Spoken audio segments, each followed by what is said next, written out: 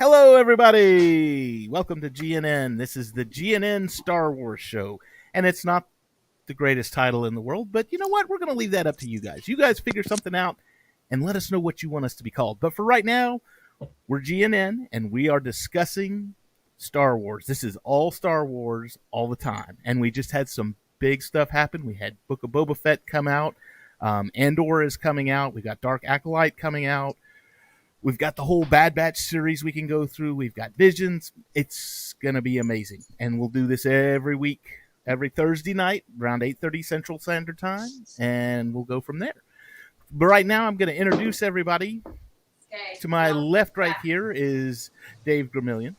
Dave, would you say a little bit? Oh, yep. The big boss man's here tonight. The GNN head right there. You're looking at him. Dave, you can tell us a little bit about yourself. Yeah, so I run everything that is Geek News Now, have since the founding of it back in 2019, exactly 2 months before COVID hit. Talk about timing. That was just, wow, what a kick in the shins that was.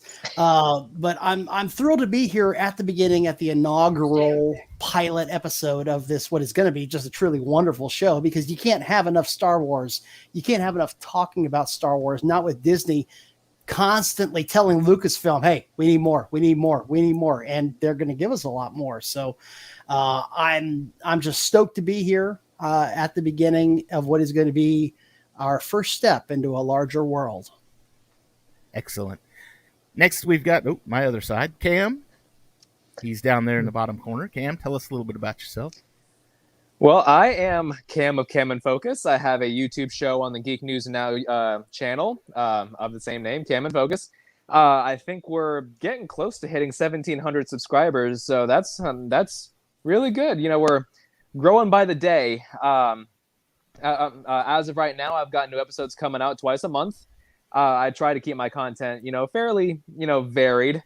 So new one's coming out tomorrow, so look forward to that, and subscribe if you haven't. Excellent. And then, of course, below me is Debbie. And if you don't know Debbie, then you haven't been watching MCU Mondays on the Geek News Now Network. And you need to go watch MCU Mondays on the Geek News Now Network because it's amazing. But Debbie, tell us a little bit about yourself. I think you pretty much said it. Oh, all right. Oh, we lost Dave. I'm still here visually. I don't know what happened to my camera. He's going ghost, incognito. I scared him off. Okay. There I am. I don't know what happened there. Oh, it's acting up. Whoa. Hello. A communications disruption can mean only one thing. Invasion.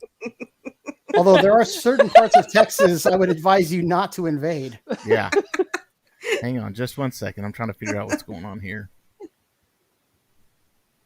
Well, that's not going to do it. Okay, well, you know what? I'll just do this vocally until I get my camera up It's like running. the tape from The Ring. Yeah, don't watch it. We're all going to die within 7 days now. 7 days. 7 days. Okay. Yeah. Okay, so did you love the pilot episodes? Yeah, I know they're great. That's okay. That's where we get all the kinks worked out.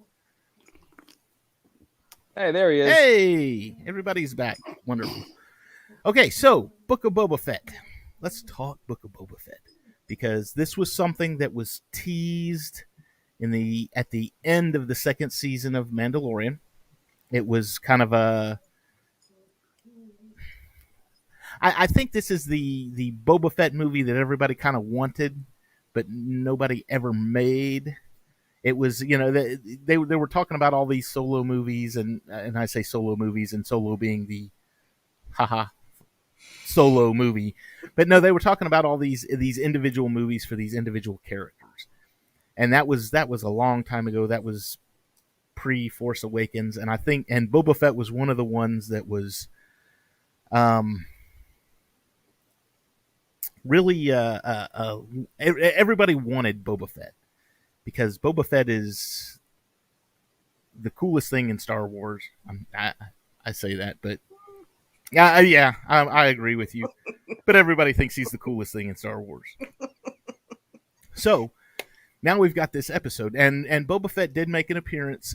He was revealed in The Mandalorian, and in fact, when he was revealed in The Mandalorian in that second season, I went back to that first season of The Mandalorian to see where he was, to where oh gosh, I can't even think of her name. Fennec Shand was injured, and he walked up on her, and I was like, okay, did it ever really show that? And I had to go back and rewatch that episode, and I was like, oh, they did. He was there. You just didn't know it at that time. So anyway, so he reemerges. He's out of the Sarlacc Pit, and now he gets his own show telling exactly what happened. So we've had our first episode, and thoughts. What are thoughts on this first episode stepping out of the gate? Are we into full on spoiler mode, or do yes, we want to absolutely. Okay. If you have not seen Book of Boba Fett episode 1 yet, we got spoilers ahead. We're going to be talking about everything. Come back to us. Come back to us after you've seen it. Yeah, come back and rewatch the episode. It'll be up. So let me kick this off real quick, because we were supposed to get a Boba Fett, like you said, an actual Boba Fett movie with Simon Kinberg, Josh Trank, and I think it was James Mangold that was in production for this, but it never got off the ground for reasons that we'll never, ever, ever know. But I found this very interesting. Robert Rodriguez, I think it was the Hollywood Reporter, and said that the project was so secret, the Book of Boba Fett, that not even Disney knew that Lucasfilm was working on it. When Disney released that big slate of films or series, it was like 10 series that were coming out, the Book of Boba Fett wasn't mentioned because Dave Filoni kept it so secret, not even Disney knew they were doing it. So that kind of intrigued me a bit when I heard. I was like, oh, okay, all right. If it's going to be this super duper uber secret, let's see what we got going on here. And okay. I mean, it's just the first episode. The flashbacks didn't bother me. The Sarlacc Pit didn't bother me, because you got to lay the groundwork. And of course you have to answer questions. Like, how did they do this? You've got to reintroduce the character too, because I mean, you're dealing with a character that had all of 6 lines in the original trilogy. If that, and maybe 15 minutes of screen time. And one of them in the original trilogy, one of the lines was him screaming as he hit the sail barge and then fell into the Sarlacc Pit. Like a complete, I mean, just really a blind guy with a stick. Come on now. So yeah, I got real interested into just how they were going to do this. It's the first episode, so the reaction of the fan base certainly didn't surprise me at all. Oh my God, it was all flashbacks. Oh my God, it's the first freaking episode. Star Wars fans are so short-sighted. They don't. When you go back and binge watch this, which we're all going to go back and binge watch this, you're going to realize, oh yeah, the first episode. Remember when they did that and it set up it set this up later?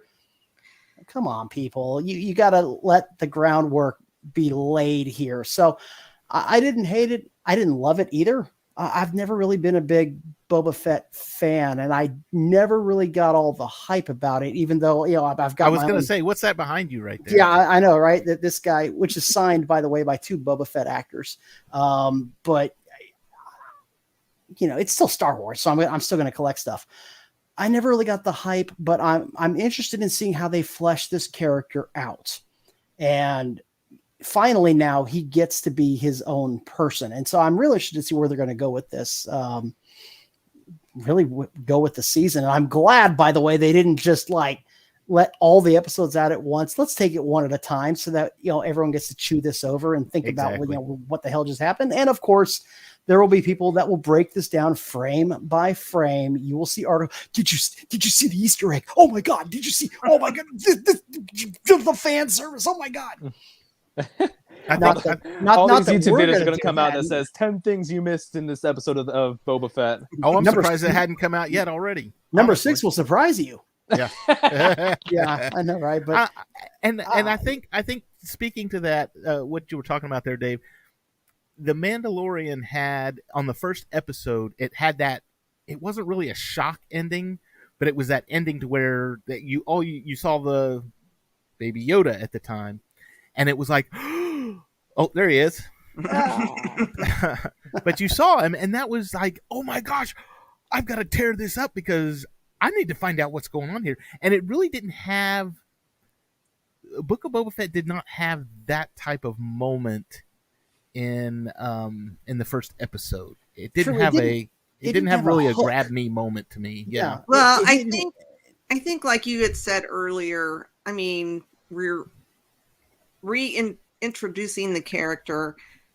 I mean, I'm sure there's probably people who don't know who Boba Fett is or know the lore or whatever. And what I liked the episode. It wasn't awesome, but I liked it because I'm a backstory girl. I love to know the backstory of, movies, characters, what have you. And they stayed, not exactly, but they stayed pretty close to the story from Tales of Jabba's Place, because that explains how he got out of the Sarlacc Pit. There was also the Bounty Hunter Wars covered it, the series of books. This is the Legends canon now. Yeah. And it was also touched on in Dark Empire, I believe the 3rd or 4th issue of Dark Empire. Can we get Backstory Girl made into a song? Backstory Girl, you've been living in a backstory world. Oh my! Did you just come up with that on the cuff? You've been planning that all day, haven't you? Yes, all day. Since I woke up this morning, I was like, I'm going to work that song in somehow. And just in the last 20 seconds, he's like, this is my moment. It's here. It's your time to shine, Dave. Is today the day? They stayed pretty close to that particular story from Legends up until the Tusken Raiders. And then it kind of veers off to a new story.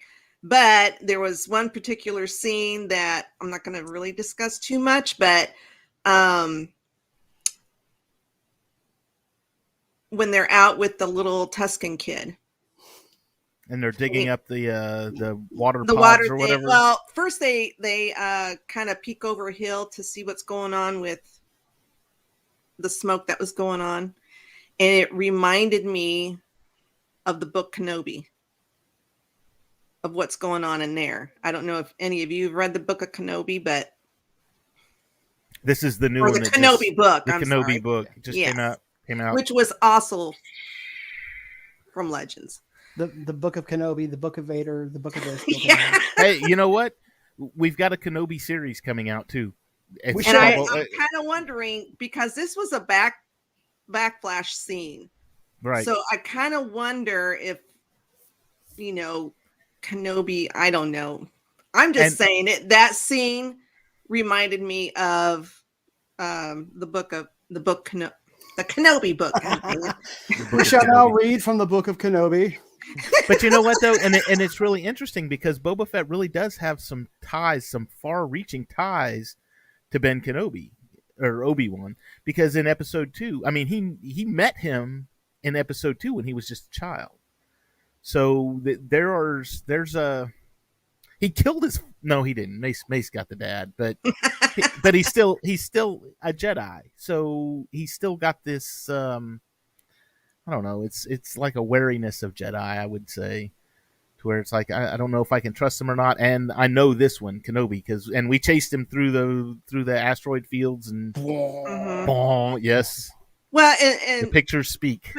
With the prequels, we got to see the young Boba Fett, and we also got to see him in the Clone Wars series. So he kind of, as a younger Boba Fett, he kind of got fleshed out a little bit. So this is really interesting because now we're really going to see how he's going to flesh out here. Because like you said, in the original trilogies, we only got, 6 minutes of screen time, I believe, is what he actually got. So it'll be interesting to see how they flesh this character out. One thing I've really enjoyed about this series and The Mandalorian too, and this was something that I've brought up and I've thought about, and we were discussing a little bit the prequel trilogy, or not the prequel, the sequel trilogies. We were discussing a little bit before the show started, and one of the things that I have really enjoyed, and I think Jon Favreau and Dave Filoni have really, this really makes the shows, and I think this is one of the reasons that people are just really into these shows, and that's in the sequel trilogies. It was, I'm going to use the word, it was alien, because they had J.J. Abrams and Rian Johnson had created these aliens, and I mean there was really cool stuff to look at on Canto Bight, at Maz Kanata's castle. You had all this plethora of aliens, but Filoni and Favreau have used the same. I mean, there's Rhodians. There, the Greedo character there was one tied up. He's got the Gamorreans are back now, and they made an appearance in. Oh, come on! I hated their look. I didn't like the way them. they looked. Oh, They looked rubbery to me. It looked like a costume. But the thing with it is that they In the are, show? well, In Book of Boba Fett. Oh no. Oh, I thought They were looked just good. fat men with fat men with masks on. Because Yeah, in they were the cosplayers. original movies, they I was actually gonna- did have a big, they were They walking had like armor this. and stuff on. Yeah. Yeah, so I was that kind of Hey, turned me off a bit. just like Fat Thor in Endgame, I can pull off this cosplay. All I need is a green mask, and I'll be golden. I walk around, and people will be like, "Oh, so cool!" I'm like, "Yeah, Nailed it. got it. Look at my shape now." But the thing with it is that they are using these aliens, and that really ties these stories to the original trilogy, to the prequel trilogy, to where it's like, okay, I feel like I'm at home here.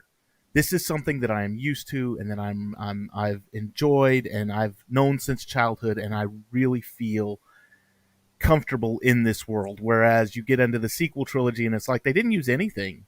I mean, short of I don't think they used anything. Admiral Akbar, that was about it. And it was like, I think that's why people feel subconsciously, they probably feel detached from the sequel trilogies, because they're like, it's not really Star Wars because it's not the same people. It is the same people, but it's not the same. It's not the same world. So, thoughts on that? Well, first of all, I mean, and you're definitely right. It was really cool to see them use, races that we've seen before: the Gamorreans, the Rhodian, the Tuskens, Jawas. Even Jawas made a little cameo in there too. But I really got to say, and I don't know if I'm the only one that thinks this, but the Twi'lek that showed up in now Boba Fett's palace, he didn't strike me as very Twi'lek-like.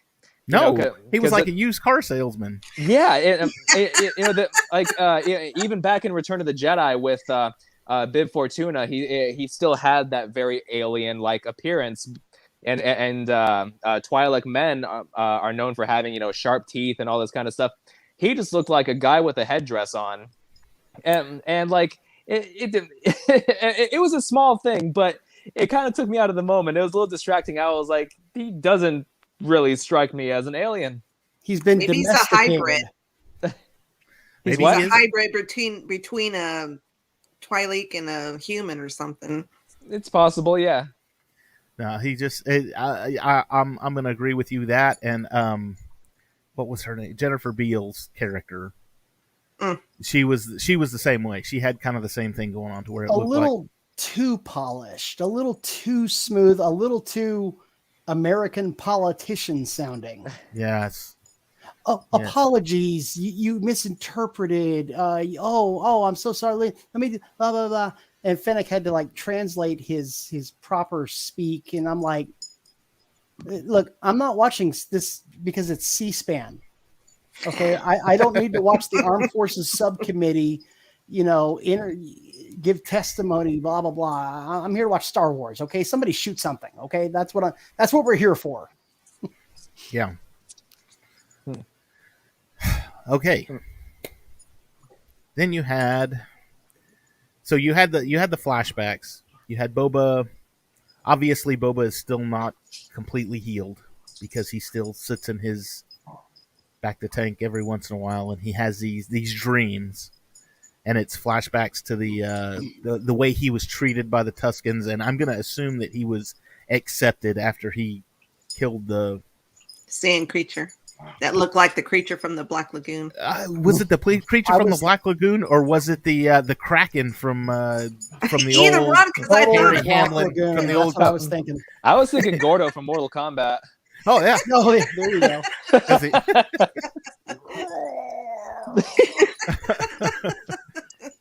Yeah, the whole Yeah. time I'm watching this sequence, and actually, like when they're even dragging him through the desert, when they're beating him or whatever, and then he faces the same creature, I'm like, well, okay, you're dead.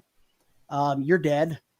You're gonna die now, because he's been out in the desert for who knows how long, dehydrated, very weak, physically malnourished, although he looked pretty well fed, during that part. But I'm like, there's no way this guy's gonna be able to survive these massive hits he's taken from, let's call him Goro now. Which now I want a baby Goro action figure. We got baby Yoda, so let's do baby Goro. And he's taking these blows one after another, and I'm like, you're a severely malnourished, dehydrated prisoner. You're dead, dude. Oh, no, I'm sorry. He's actually able to whip the chain around and he did a Princess Leia. he did I was gonna say he did a Princess Leia. yeah, Choked him and out. I guess you want to chalk it up to adrenaline, or he's just awesome like that. But I'm just sitting there and I'm like, come on, dude. You shouldn't even be able to lift your arms all that. Plus, he's been digging in the desert for most of the day, I assume. But okay, fine. He's Boba Fett. Whatever. I honestly thought it was going to be a crate dragon. That's way what it I was thinking, I was too. like, oh, Yeah, yeah, me another too. one. Oh, it's gonna Instead, be we got great. Goro. Yeah, but we got Goro.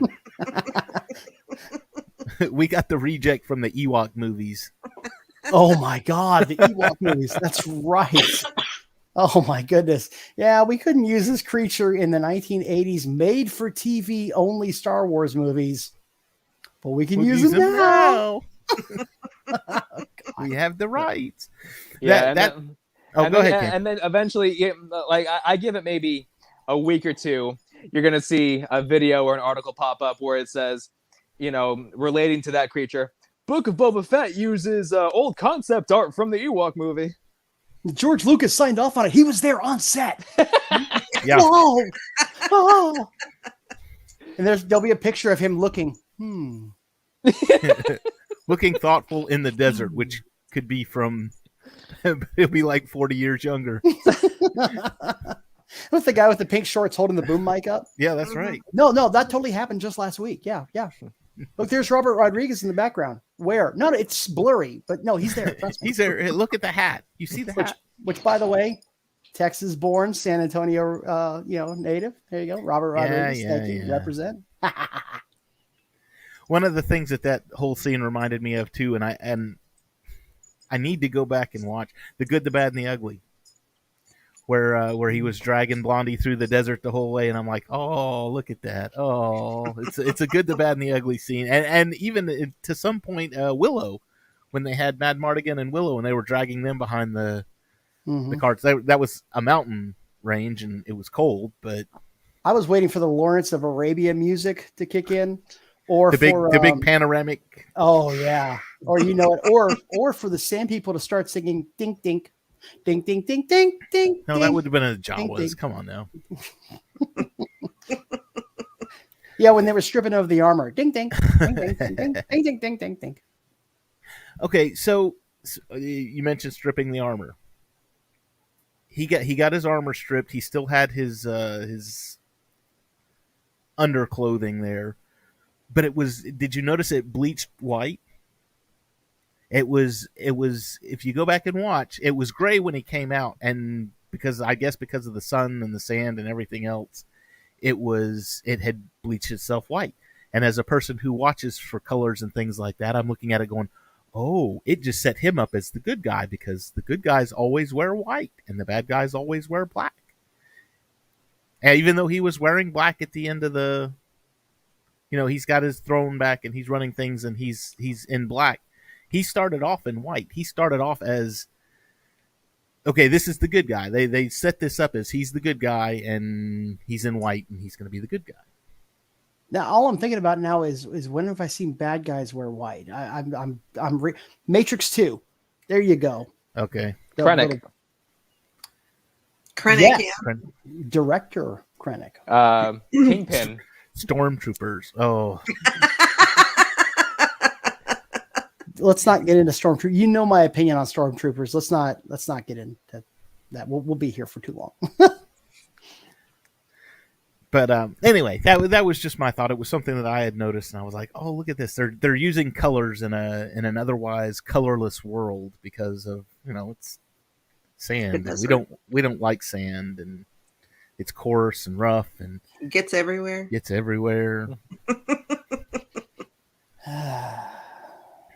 Sorry. All right, so let's talk about why Attack of the Clones is the worst movie in the Star Wars universe. I could talk about that for a very long time.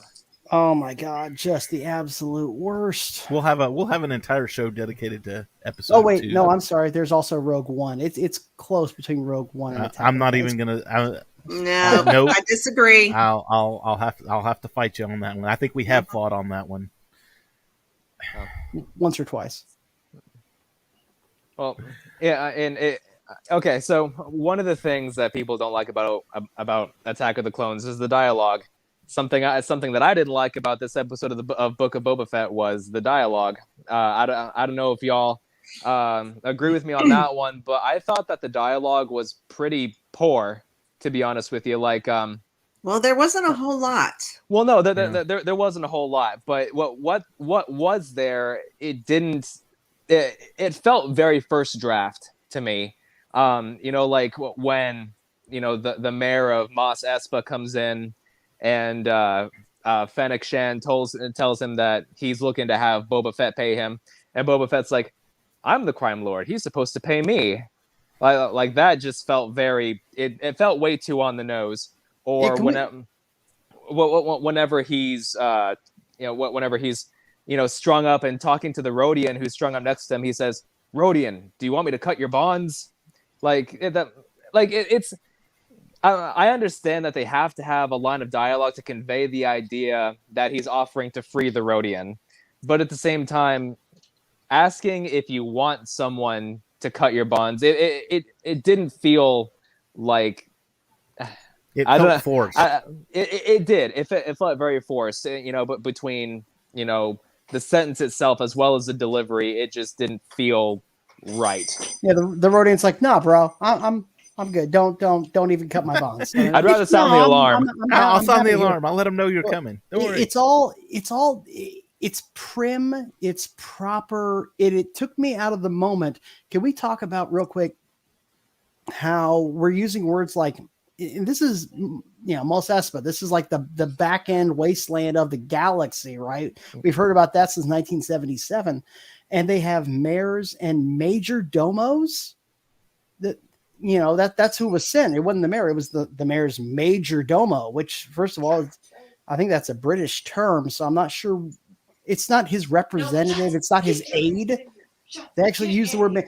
So it just doesn't. It feels like they're trying to elevate Tatooine now to be this prim and proper center of commerce, and I'm no, it's a back end, middle of nowhere, lawless society. And that was shown. He went to the House of Ill Repute, if you will. He went to Jennifer Beals thing. It was shown as far as, okay, we do have a mayor, and we're trying to extort a bribe from him, so that things will run smoothly the way we want it to. But it's also been like in the Mandalorian. You've had these backwater planets to where they're trying to set up their own government, and they're trying to set up their own system of doing things.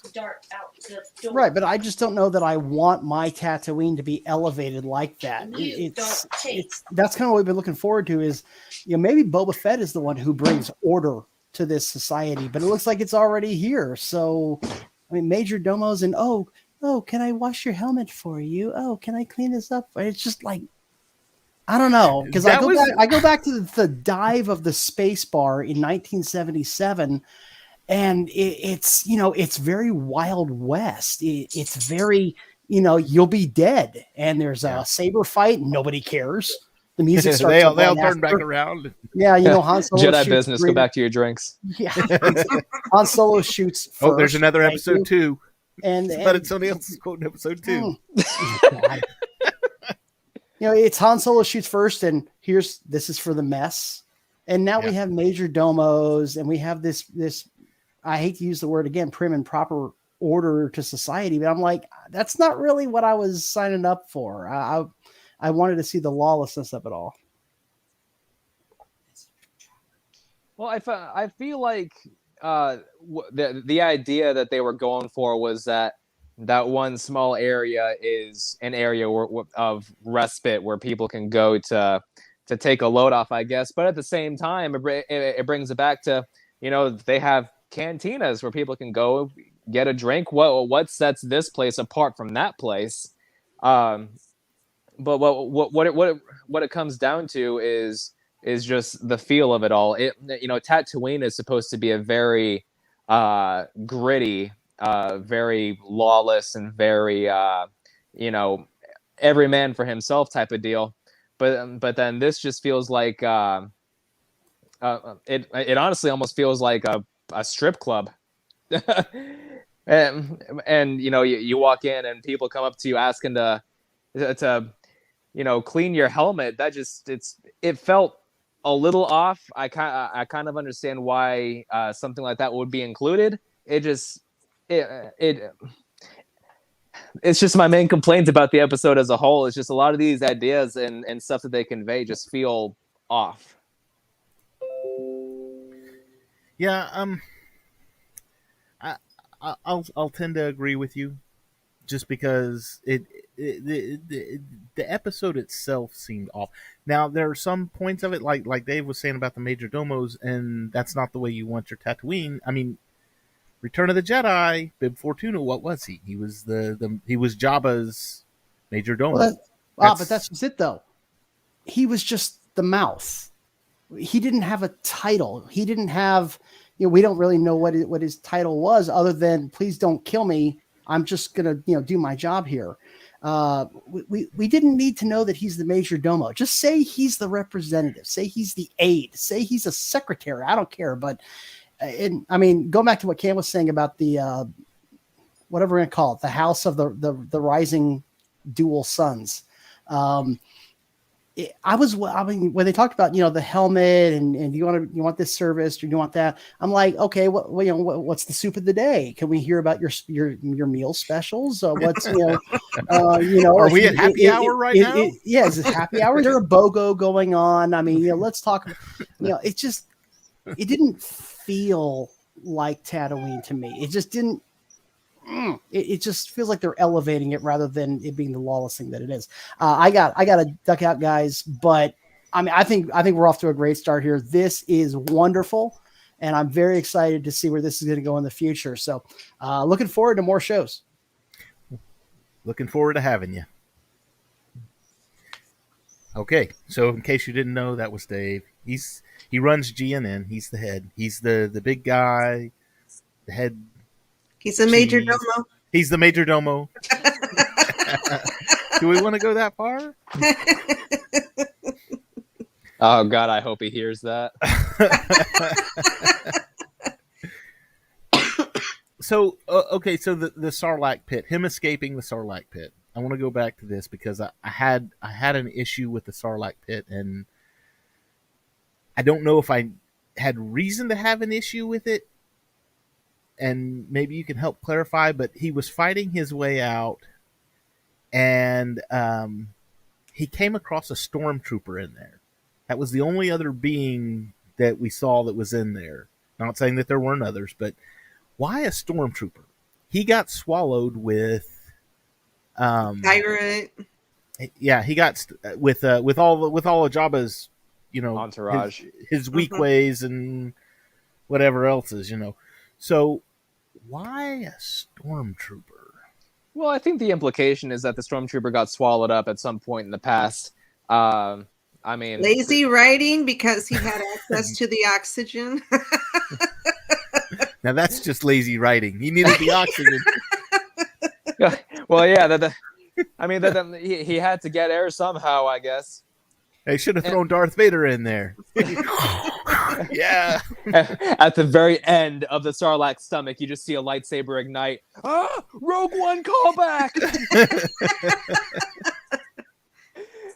Yeah, well, but yeah, I was kind of thinking the same thing whenever I first saw that. You know, I was expecting to see, a weak way or two, or something. A stormtrooper Or half felt digested bodies, or Yeah. maybe that would have been too gross.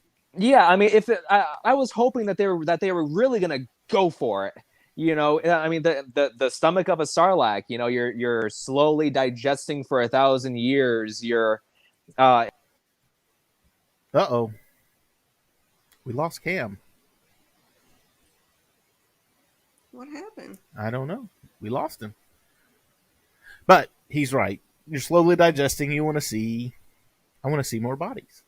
Now, one thing I did like was that, and this has always been one of my favorite lines, was in Dark Empire when Boba Fett shows up and he meets Han Solo again, and he's like, "Oh my gosh, it's Boba Fett." And he goes, "Yes, the Sarlacc found me somewhat indigestible." and then they went through. He'll be back in a minute. He's Hang back. on. But then they go through, and he does the flamethrower, and all I can think is, "Oh, he gave it heartburn." Of course, it makes perfect sense. Well, in the book, it kind of goes a different route because evidently he has a psychic connection to either the pit itself or somebody within the pit. Anyways, he gets the Sarlacc to contrast, or that's not the word I'm looking for. Squeeze his jetpack to make it explode, and that's how he gets out. So it was a little bit different, like I said, from the book, but it's still pretty close. I mean, I liked it. That was one of those things to where that needed to be done right. For me, that needed to be done right. Also in the book too, and maybe we'll see this. Maybe it just hasn't happened yet. If I recall correctly, Dengar was very, he was very much involved in the rehabilitation of Boba Fett. I mean, in every iteration that I've seen in the comic books, in the Bounty Hunter Wars novels, all the old legend stuff, Dengar was like, he was there, and he helped Boba kind of recoup and regain his name, if you will. So I'm wondering if we're going to see, what are the chances that we see any of those other bounty hunters that we saw in Empire Strikes Back that were there with him?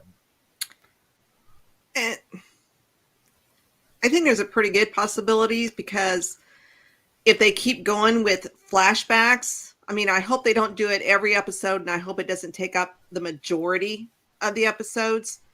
But I think there will be some, and it might kind of fill in because they're going to have to do that. They're going to have to fill in the blanks as to, okay, so where's he been? What's he been doing? Who's he been in contact to where we meet him in The Mandalorian? Because, and I kind of wanted to ask this, how long do you think he was in that Sarlacc pit? Well, because I don't think it was very long. So, The Mandalorian takes place 5 years after Jedi. There he is. I'm back. We were discussing time elapses, but there's no telling how long he was. It hasn't been stated or said how long he was with the Sand People, how long before Fennec Strand showed up and the Mandalorian took her out, and then he. Oh, my kid's got a cat for Christmas, and it's dancing around my Lego sets right now. frightening. Now you know how Yeah, it is with I know. Chewie. I know. I don't think he was in that pit for very long. I don't think he was either. I think Maybe a week. I think what we saw with him escaping happened very soon after, because I mean, even Jabba's sail barge was still the hull of it was still there. Yeah, it didn't So look it like hadn't it'd been picked picked apart over. by the Jawas or anything. Right. So I don't it think he hadn't was in been there. very long. Okay, Cam, we're gonna go back to you. You dropped off around 1,000 years of indigestion. Yeah. Well, sorry. For some reason, every time that I do a live stream through StreamYard, for some reason after about a half hour, my browser crashes, and I don't know why it does that. But yeah. So what I was saying earlier was I was really hoping that they were going to go for it as far as like the gruesome factor. Not so much overboard, but at least the implication. I don't know if you guys have read like the Wikipedia article on the Sarlacc, but the reason why digesting for 1,000 years sucks so bad is because as you get embedded in the Sarlacc's tissue, basically it connects with your mind and keeps you conscious for those 1,000 years. So for a millennia, you're constantly aware that tortured. You're rotting. So yeah, exactly. It's like the worst form of torture. It didn't seem like either the writers of the show are kind of disregarding that particular idea, or they just figured, he probably wasn't in there long enough for that to happen. So my guess, he was probably in there for maybe a couple of days. Yeah. And then I was kind of let down by how they showed him escaping. Him kind of trudging through the Sarlacc's guts. I thought that was really cool. But then all we saw was him use a flamethrower, and then suddenly he's emerging, 20 meters away. That's what we were talking about. He gave him heartburn. It was great. Yeah, and I was, but Boba Fett escaping from the Sarlacc Pit is a big deal. It's something that fans have talked about for years and years and years now. I was really hoping that they show us more of it, to give them to give that moment more narrative weight, to make it more important than it seemed. The way that it was portrayed, it seemed like it was just kind of glossed over just to get him to the next part of the story. Right. Yeah, I don't know. It just seemed a little rushed to me, but I don't know if they felt that the fans wanted to go that far into it to know like the whole, right, kit and caboodle, or just let's just give them pieces to give them the idea of what in the world happened, and let them come up with their own ideas. Yeah, to kind of go back and forth between the two timelines. So yeah, definitely. I do kind of hope that this is the last that we get of flashbacks. I mean, at the very least, flashbacks that take up so much runtime. Right. I think you'll still see them, because he's still having. He said, he even told her, "Hey, I'm having the dreams again." So obviously, this is something that still haunts him, and my guess would be that we'll probably still see this throughout the rest of the series, as not necessarily as what am I thinking of? They don't want to set it up as a montage with the Sand People. Just a montage of, okay, he helped this one, and now he's accepted, and now he's training with them, and he does all this stuff. I have a feeling they're going to stretch it out over the course of the entire show, to where it'll go back into flashbacks every once in a while and say, okay, he learned this from the Sand People, and that's going to help him solve this problem in this episode. Yeah, I can understand that. I can appreciate, some non-linear storytelling. I just hope that if they do continue to use flashbacks as a narrative tool, I hope that, like you said, I hope that each flashback pertains to something that he is experiencing in the present, or a problem he has to solve, or something like that. He could be in the middle of a big fight or something. He's not sure how he's going to get out of it, but then he has a recollection of some combat tactic that the Tuscans taught him, and he's like, okay, well, that's how I'm going to do this. So something like that.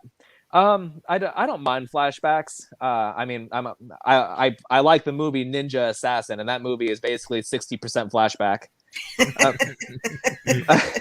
But you know what it was? It was like have you seen the new Matrix movie? About 60% of it is cuts from the original movie. I don't want to talk about that movie. Holy smokes, what are you doing? I don't want to talk about it. But yeah, I can understand what you mean. And I think that setting up Boba Fett as kind of a mentally traumatized character. I mean, because obviously he's not, he's no spring chicken. He's been around the block a few times, and I like that things that severely affected him in the past are kind of coming forward and affecting him in the present. It sets him up to be a multi-dimensional character, which is something that the original trilogy just did not do at all. And even if you haven't seen the Clone Wars, you don't have to have seen that to get a better idea of who Boba Fett is, and that's something I appreciate. It doesn't rely on that particular iteration of his character to give this character more dimension. Right. And maybe it will.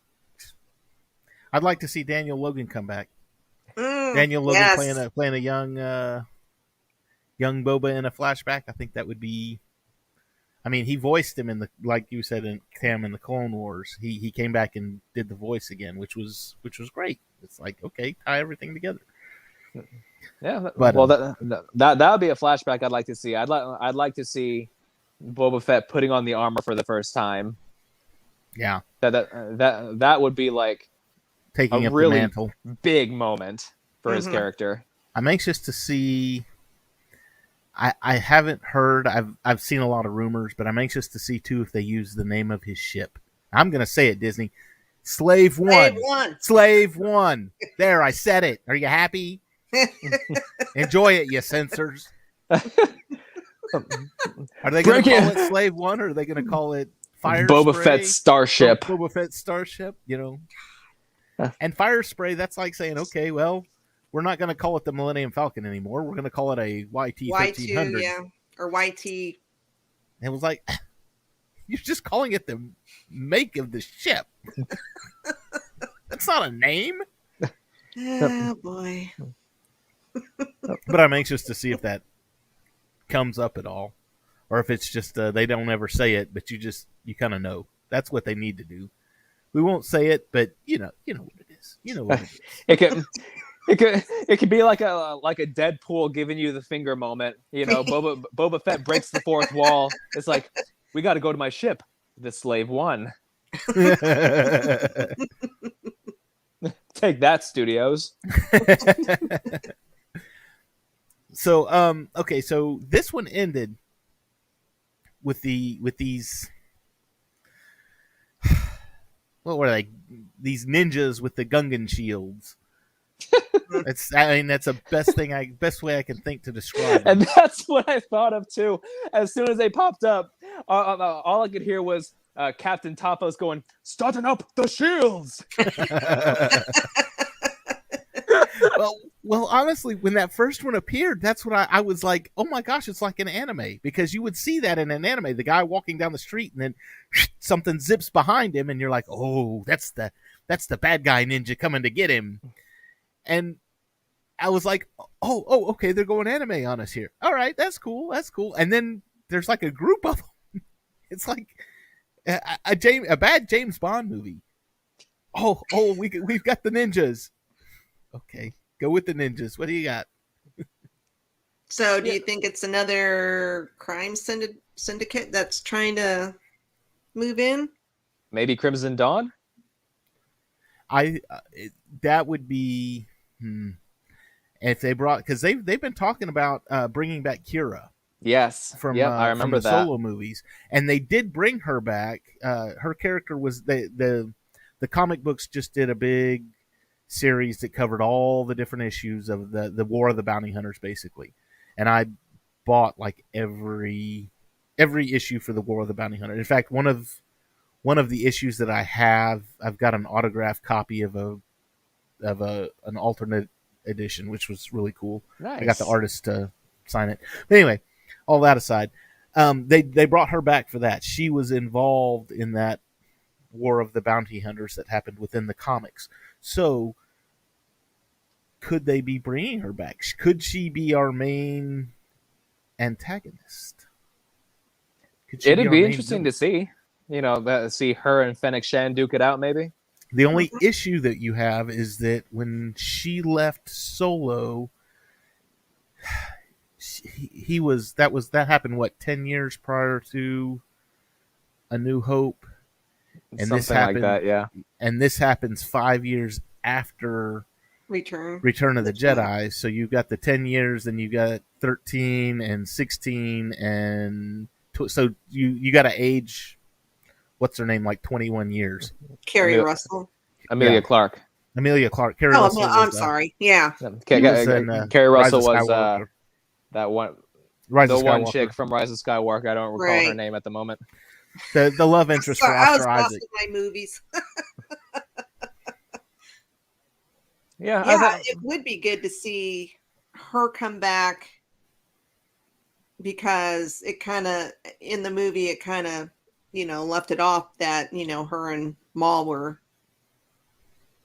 And that's another one I'd like to see. I don't know how they would do it for live action, but I'd like to see him come back. Well, and I think bringing Maul back in Solo, because that confused a lot of people, because not everybody saw the Clone Wars, and so not everybody was like, oh my gosh, I was excited when Maul came back in the Clone Wars. I was like, oh good, they've resurrected him.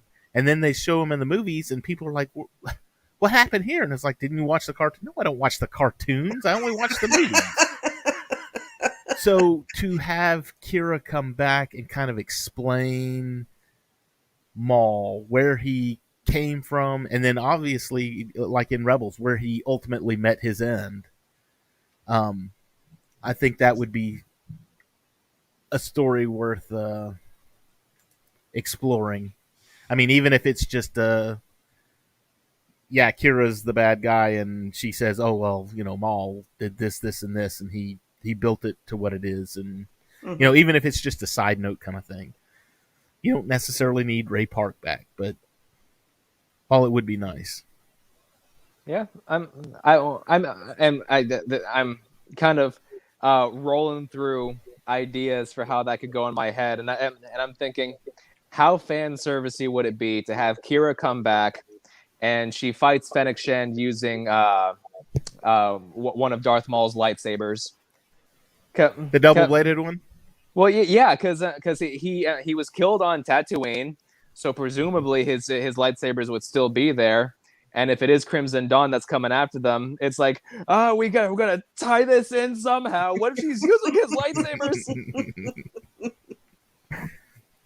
Could be it could be the Darksaber. That wouldn't make any sense like that. Yeah, no, because then everyone's gonna be like, well, how'd she get it from Mando? Well, Maul had it, and then I guess what's her name got it from Maul in Rebels. Yep, Sabine, Sabine got it from Dathomir, gave it to Bo-Katan, and then Bo-Katan had Butterfingers and lost it somewhere. To Moff Gideon, of all people. But see, and that never made sense. I'm going to touch on the Mandalorian here. Sabine gave it to Bo-Katan, and Bo-Katan graciously accepted and said, "I will lead our people." But when Mando has it, I can't accept it from you. I've got to win it in battle. And I'm like, wait a minute. You took it from Sabine just earlier. Why do you got to fight maybe him? That's how she lost it. Well, maybe. Well, I'm thinking, okay, this is my line of thought, and maybe you guys will agree, and maybe you won't. So Sabine found it on Dathomir. Obviously, it had been abandoned by Maul. So Sabine found it on Dathomir. She was using it. She was kind of using it as a symbol for a little while. She didn't win it either. So technically, it was never really hers to begin with. So that there could have maybe been a factor of consideration as to why Bo-Katan accepted it, because by then, I mean, the last person who won it in battle was Maul, who won it, however many years before Rebels takes place, and then technically, Din Djarin won it from Moff Gideon. So since that cycle of, inheritance by combat had already started, it's the Master Wand. Maybe the wand was never really his.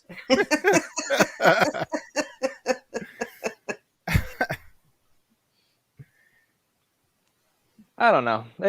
It'll be interesting to see how they wrap up that particular story thread. I'm kind of surprised that they haven't put out any material about it already, because with the Star Wars comics that have been coming out every week for the last 7 years Something now. like that. Yeah, it's been a long time. It's something that's just been completely overlooked and not covered. So I'm curious to know when they're going to start it, and when they do start it, how it's going to go. At this I point, wonder if they're waiting for season 3 of Mando to come out. I was going to say, I think at this point in the game, I'm sure Filoni and Favreau have come out and said, we've got this story mapped out, so don't be putting it in the comic books. Don't write any novels about it. We don't need our timeline skewed. Let us tell our story, and then once we're done with it, then you can have it. So, Mando season 3, it's next year. We might also get some answers for the history of the Darksaber. We've got Ahsoka coming up, and that's going to involve Ahsoka. And from what I understand, Sabine is supposed to be in it, maybe.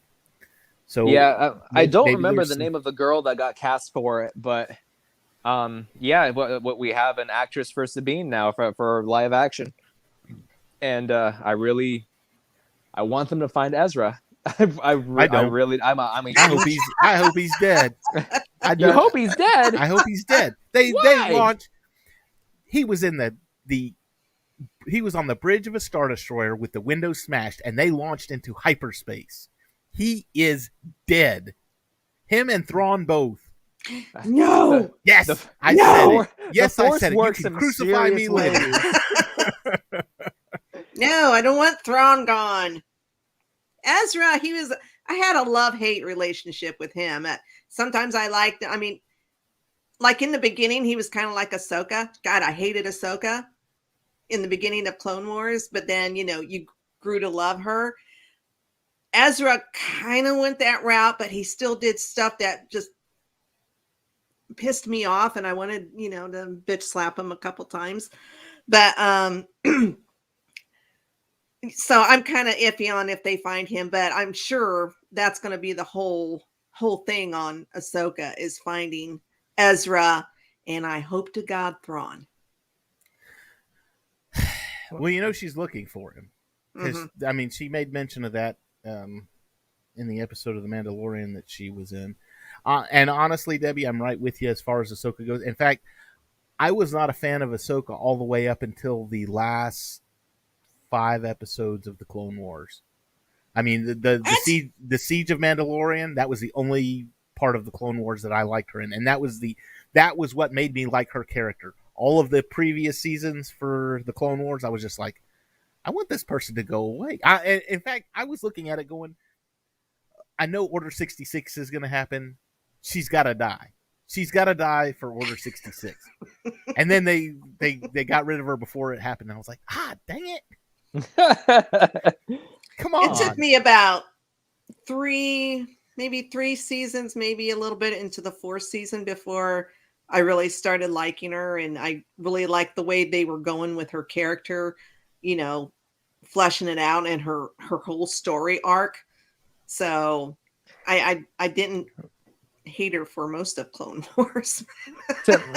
To be honest, but between the two characters, I would say that I like Ezra a little bit more than I like Ahsoka. Wow.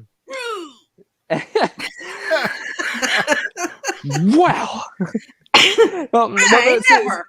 See, the thing is, that whenever I'm watching a show, especially a show that has, more than a few seasons, well, what I look for is, do these characters go through things that affect them in the long term?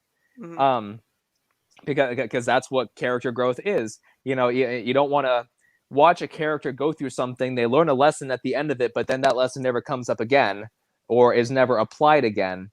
The reason I like Ezra more than Ahsoka is because his development was more concise within 4 seasons, whereas Ahsoka had 7 seasons and a movie, and most of those seasons were like a quest of the week type of deal. Not that Rebels didn't have that too, but even the episodes that felt like filler still amounted to something by the end of their season.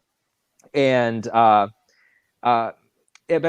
because of that, Ezra's character progression felt faster, but in a good way. It felt very natural, in my opinion, at least. And yeah, there were plenty of times where I wanted to just, but at the same time, I chalk it up to, he's a kid.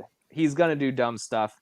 He's rebellious because he's been on his own for however long. Blah blah blah. The way that season 4 of Rebels ended, it left me wanting more of his character, because he was starting to really come into his own. He was starting to really adopt that Jedi ideology, and that's probably one of the biggest steps that his character took throughout the entire series. And to have him just disappear at the end of the season, just he died. He died. No, he's not dead. Don't do this to me. Somebody told me the other day, they said, if Ahsoka is still looking for Thrawn and Thrawn is still alive, then you got to face it, Ezra's still alive too. And I'm like, I hate when people use logic against me. That makes perfect sense. How dare you?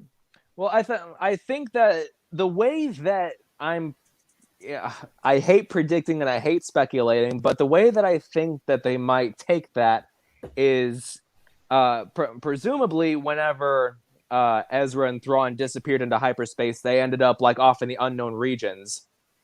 And then the First Order originated from the unknown regions. The remnants of the Empire went out there, came back as the First Order. So I think that Thrawn's going to be involved in that somehow.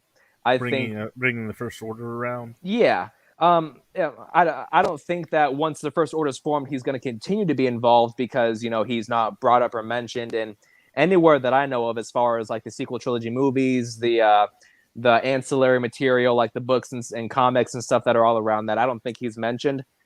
So I think that at that point, that's where his story is going to end. But I do think that he is going to be involved in the creation of the First Order in some way. That would make sense. That would make perfect sense. Okay, Book of Boba Fett. Any now that we've gone completely off topic. That's what we do. We did on MCU Mondays too. I know. But this is Star Wars. We can sit and talk about Star Wars. But it all connects somewhere along the line. We're just putting the pieces together. We got to fill the airtime somehow. Yeah. And we don't get commercial breaks. That's right. Yeah. So any final thoughts? Book of Boba Fett, Episode 1, Strangers in a Strange Land. Well, like I said at the beginning of the show, I liked it. It wasn't like the first episode of in the first season of Mandalorian, where there was action and all this stuff going on and Baby Yoda and all that. But I think it was good for telling us where or what had happened to Boba from the end of Return of the Jedi. So I'm hoping once we get through that, then it's going to start picking up. So I'm excited for it. Yeah, Cam, final thoughts? definitely. I'm excited to see where it goes too. As a pilot episode, I wasn't terribly impressed. I wasn't as engaged as I'd like to be, but I am of course going to keep up with it, and I am anticipating that I'm going to connect with it more as it goes along. The big difference, and Debbie kind of mentioned this a little bit too. The big difference between episode 1 of Mando versus episode 1 of Book of Boba Fett. I think for me, the biggest thing is episode 1 of Mando shows us why Mando is so awesome. Whereas Book of Boba Fett shows us what Boba Fett did in the past that makes him so awesome. So on that level, there's kind of a bit of a disconnect, just for me personally. But it was good. I'm excited to see where it goes, and I'm really hoping that a bunch of speculation will be put to rest in the next few episodes, because I'm sick of fan theories. Do we have an episode count yet? Has 7. Anybody seen? There's 7 episodes for this one. Only 7. Oh, Damn it, Disney. And we don't even know if there's going to be a season 2 yet. And Ruin my childhood again, why don't you? And Mando 3 doesn't start until next fall? October, year. November. Yeah, I'm pretty sure It's like a the long end of time 2023. So, all right. Well, that's it then for us here at GNN. Don't forget to like and subscribe our YouTube channel. Check out our Facebook page. We've got a lot of cool articles. Check out our website, geeknewsnow.net. You can check out all of our fan theories, anything that we've written. Check out Cam's show, Cam and Focus. Watch Debbie over there on MCU Mondays, right here on Lots of fan theories there. Lots of fan theories. I've been or my theories, I guess I should say. Debbie's the co-host. I've been a somewhat regular guest there. We have a lot of fun. Go watch MCU Mondays. We talk all MCU. We go off on tangents every once in a while, just like this one. So a lot. But we have fun, darn it. We have fun. That's right. So, that being said, from all of us here at GNN, y'all have a good evening, and we'll see y'all next time.